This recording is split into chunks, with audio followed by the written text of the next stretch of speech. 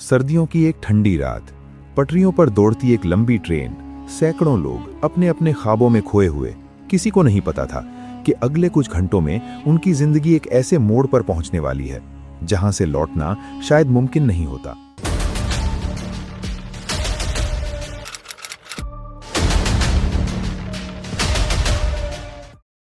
ये कहानी है एक ऐसे ट्रेन हाईजैक प्लान की जो अगर सफल हो जाता तो देश की सबसे बड़ी त्रासदियों में गिना जाता।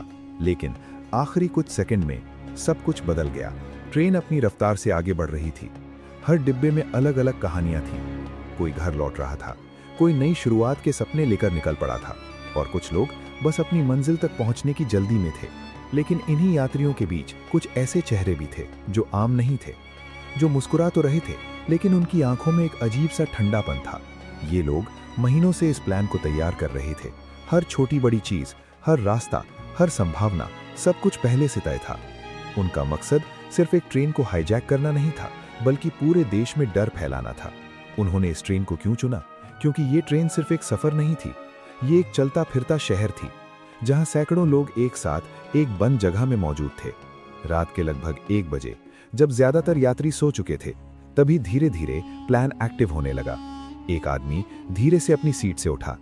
उसने चारों तरफ देखा और फिर अपने बैग से एक छोटा सा डिवाइस निकाला जो दिखने में आम था, लेकिन उसका मकसद बेहद खतरनाक था। उसी वक्त ट्रेन के दूसरे डिब्बे में एक और आदमी अपने फोन पर कुछ टाइप कर रहा था। उसका मैसेज था, सब कुछ तैयार है। यह मैसेज किसी आम इंसान को नहीं, बल्कि उस मास्टरमाइंड को भेजा गया था जो इस पूरे ऑपरेशन को दूर बैठकर कंट्रोल कर रहा था।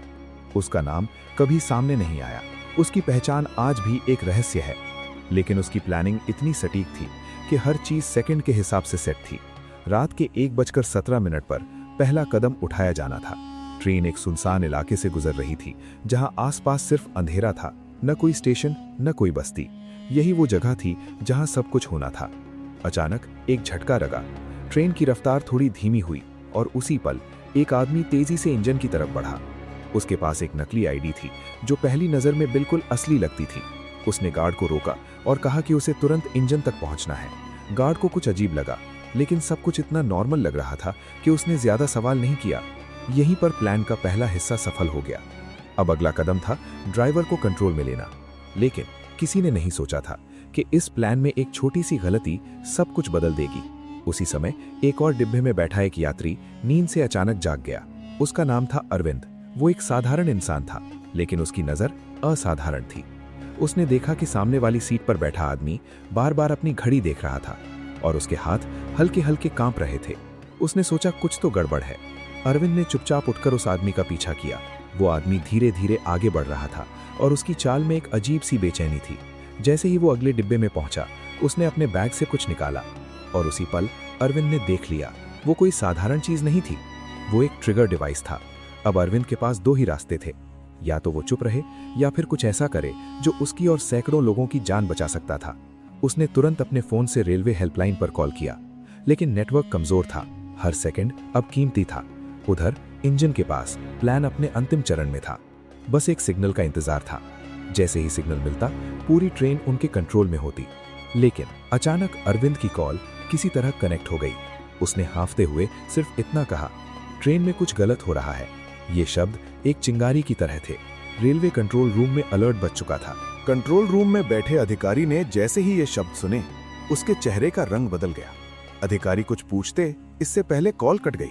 अब उनके पास बस एक अधूरी जानकारी थी, एक संदिग्ध कॉल और एक अंदेशा। लेकिन कई बार एक छोटा सा अंदेशा भी हजारों जिंदगियां बचा सकता है। उसी पल कंट्रोल रूम में एक इमरजेंसी अलर्ट जारी किया गया। सभी नजदीकी स्टेशनों को सतर्क कर दिया गया और उस रूट पर चल रही हर ट्रेन की लोकेशन ट्रैक की जाने लगी। उधर ट्रेन के अंदर सब कुछ तेजी से आगे बढ़ रहा था। इंजन के पास पहुंच चुका वो आदमी अब ड्राइवर के बिल्कुल करीब था। उसने धीरे से दरवाजा खोला और अंदर कदम रखा। ड्राइवर ने उसे देखा और उससे पूछा, कौन हो तुम? लेकिन जवाब देने के बजाय उस आदमी ने अपनी जेब से एक हथियार निकाला, एक छोटा लेकिन घातक हथियार। शांत रहो और जो कहा जाए वो करो। ड्राइवर के चेहरे पर डर साफ दिख रहा था, लेकिन उसने हिम्मत नहीं हारी। उसने कहा, तुम ये नहीं कर पाओगे। और फिर ट्रेन की रफ्तार अचानक और कम हो गई। उधर दूसरे डिब्बों में बैठे लोग अब भी अनजान थे। उन्हें बस इतना लग रहा था कि शायद कोई तकनीकी दिक्कत है, लेकिन खतरा अब बहुत करीब था। दूसरी तरफ अरविंद अब भी उस आदमी का पीछा कर रहा था। उसका दिल तेजी से धड़क रहा था। हर कदम के साथ खतरा बढ़ रहा था। अचानक उस आदमी ने पीछे मुड़कर देखा। दोनों की नजरें मिली। एक पल के लिए समय जैसे रुक गया। फिर वो आदमी समझ गया कि अब उसका राज छुपा नहीं है। वो तेजी से आगे बढ़ा और अरविंद भी। अब ये सिर्फ एक पीछा नहीं था, ये एक दौड़ थी समय के खिलाफ। उधर कंट्रोल रूम में आखिरकार उस ट्रेन की पहचान हो चुकी थी। ट्रेन को तुरंत अगले स्टेशन पर रोको, आदेश जारी हो चुका था। इंजन के अंदर हाईजैकर ने कंट्रोल अपने हाथ में ले लिया था। अब ये ट्रेन हमारी है। उसकी आवाज में एक ठंडा आत्मविश्वास था। लेकिन तभी अचानक ट्रेन के कम्युनिकेटर सिस्टम में एक आवाज गूंजी। सभी यात्रियों से अनुरोध है, शांत रहें। ये आवाज कंट्रोल रूम से आ रही थी। हाईजैकर्स चौंक गए। उन्होंने सोचा कि कंट्रोल रूम को कैसे पता चला। अब उनके प्लान में दरार आ चुकी थी। हर सेकंड अब उनके खिलाफ जा रहा था। उधर अरविंद ने हिम्मत जुटाई और उस आदमी पर झपट पड़ा। दोनों के बीच जोरदार संघर्ष शुरू हो गया। डिब्बे में बैठे कुछ लोग जाग गए, लेकिन उन्हें समझ नहीं आ रहा था कि क्या हो रहा है। इसे पकड़ो, ये खतरनाक है, अरविंद चिल्लाया। अब बाकी यात्री भी हरकत में आ गए।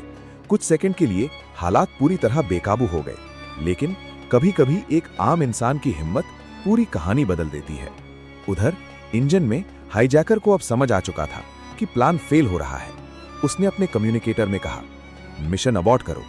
लेकिन बहुत देर हो चुकी थी। अगला स्टेशन करीब था और वहां पहले से ही सुरक्षा बल तैनात हो चुके थे।